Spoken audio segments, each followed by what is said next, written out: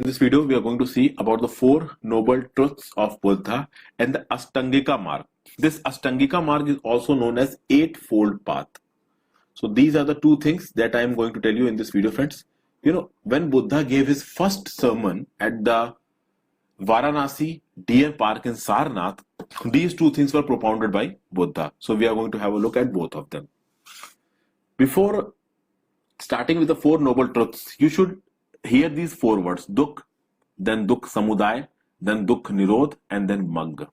Okay. So here, the very first thing that we are going to talk about is the truth of suffering, which is known as Dukh. Now, what is this? See, friends, Buddha said that when a person is born, okay, the sorrow begins, and till his death, the sorrow is there. So, according to Buddha, this world is full of sorrow. So, this is Dukh. That is the truth of suffering. Everybody has to go through sorrow. The next thing Buddha observed is the cause of suffering.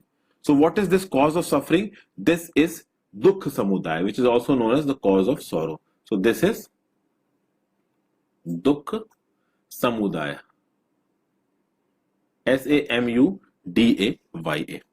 And according to Buddha, there is only one cause of sorrow, and that is desire. Desire is the only cause of sorrow according to Buddha.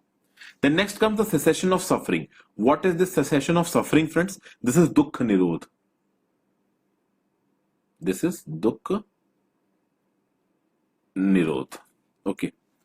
So what should you do for removing your suffering? So you can say that if you are able to conquer your desire, if you are able to defeat your desire, triumph your desire, so then you can reduce your suffering, then you can reduce your sorrow, then you can prevent your sorrow. So this is Dukh Nirodh. You have to remove your desire. And finally comes the Magga. That is the path to the cessation of suffering. What does this say? This says, friends, that according to Buddha, that if a man needs to prevent his sorrow, he should avoid extremes. In the previous video, I have already told you that in the younger age of Buddha, Buddha saw extreme luxury. And when he left his family at the age of 29 years, he went through extreme sorrow, extreme austerity. So Buddha said that even extreme austerity is not going to help, and even extreme luxury is not going to help. So everybody should follow a middle path. And that middle path, according to Buddha, is the Eightfold Path. And we are going to understand this Eightfold Path, friends. Okay. I'm going to come to that Eightfold Path. It is also known as Madhyam Pratipad. Madhyam Pratipad. Pratica. Patipad, it is also said Patapata. So Madhyam Pratipad, both the things are there. Now, before going on to the Eightfold Path, Buddha is also known as a healer. Buddha is also known as a physician. So according to these four philosophies, few more things are said about Buddha.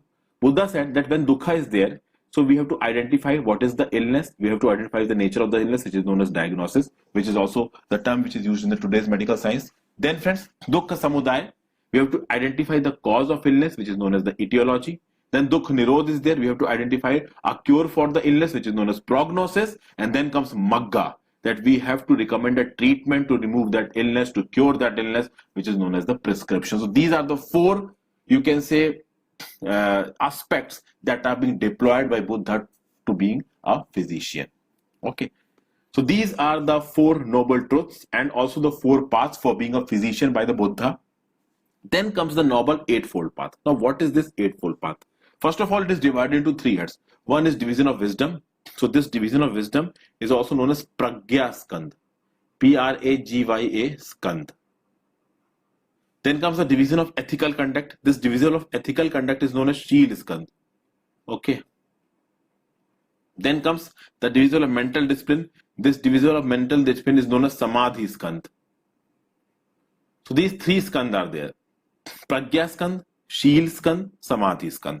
Now what is coming in Pragya Skand? Two things: right understanding, right thought. It is also known as right vision and right resolution. So this is Pragya Skand, division of wisdom. Then the division of ethical conduct, Sheel Skand, what is there in it? Right speech, right action, right livelihood. You already know the meaning. I don't need to explain the meaning to you. Just remember, just memorize these things. There is a difference, friends. This is right livelihood here also and right livelihood here also. This is not right livelihood, this is right meditation, you can say. And this right mindfulness is also known as right memory, according to some text. Okay, so when we talk about the division of mental discipline or samadhi skandha, there are three things: right effort, right mindfulness or right memory, and right meditation. So these are the three things coming here. So total 8 things: right understanding, right thought, right speech, right action, right livelihood, right effort, right mindfulness or right memory, and right meditation. And these are divided into 3 heads: division of wisdom, also known as pragya skandha; division of ethical conduct, also known as shila skandha; division of mental discipline, also known as samadhi skandha. Okay, so if some question related to this is asked in the mains exam, what you need to do, that if you are going to divide these 8 into proper headings, telling about division of wisdom, also known as pragya skandha; division of ethical conduct, also known as shila skandha; division of mental discipline, also known as samadhi skandha, then obviously this is going to give you some extra numbers in the exam, friends, if you can remember these things. Okay, so this was about the Ashtangika Mark, the 8